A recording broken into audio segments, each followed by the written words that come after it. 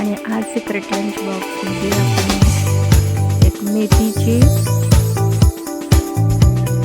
भाजी बनवणार आहे, गरगटी भाजी, आणि दुसरं म्हणजे बीटाचं सूप बनवणार आहे. असे दोन एकत्र बनवणार आहे रेसिपी.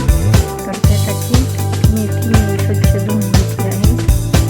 अशा प्रकारे बारीक पानं सुटलेली आहे. ती 2-3 वेळेस स्वच्छ धुवून घ्यायची. बीट सुद्धा बारीक चिरून घेतले. ते एका डब्यामध्ये कुकरच्या डब्यामध्ये लावायचे. मेथीसाठी तुरीची डाळ, 3-4 चमचे, शेंगदाणे भाजलेले किंवा कच्चेही चालते ते घ्यायचे आणि मेथी बारीक चिरून घ्यायची. अशा प्रकारे बारीक चिरून घ्यायची आणि कुकरच्या डब्याला तिला लावायची. आणि एका कुकरमध्ये पाणी घेऊन मेथीचा डबा खाली आणि बीटाचं डबा वरती असं लावून कुकर घ्यायचा. त्याचे मऊ शिजेपर्यंत आपण शिजवायचं.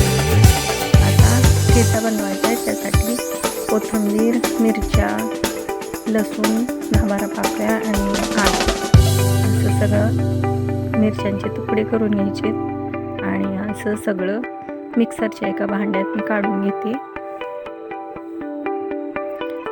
आता हे मिक्सरला लावून बारीक करून घ्यायचं.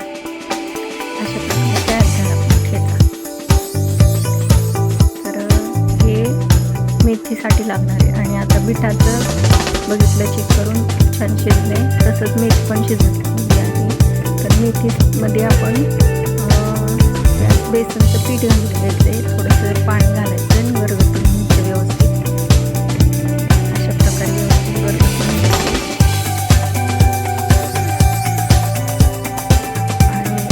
फोडणी देण्यासाठी आपण एक भांडं ठेवूया. भांड्यामध्ये तेल घालायचं 2 पळी आणि तापून घ्यायचं. तापल्यानंतर त्यामध्ये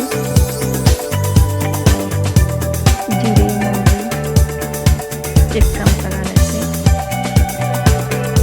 तडतडली की मग आपण त्यामध्ये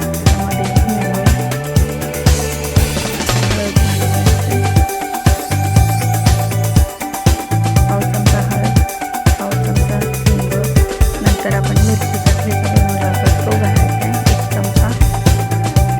आणि त्यामध्ये गरगटी केलेली मिरची त्यात टाकून घ्यायची. पाणी पण थोडंसं घालून घ्यायचं. मध्यम अशी बनवायची आपल्याला त्यासाठी पाणी पण जादा थोडं घालून घेतलं. आणि मीठ चवीपुरतं. नंतर दाण्याचा कूट केलेला आहे तो पण घालून घेतला आहे थोडासा. आणि हलवून घ्यायची 2 तेलामध्ये आणि उकळी येऊन द्यायची. 2-3 उकळी आल्या की आपली भाजी अशी मेथीची तयार होते गरगटी. आता बीट आपण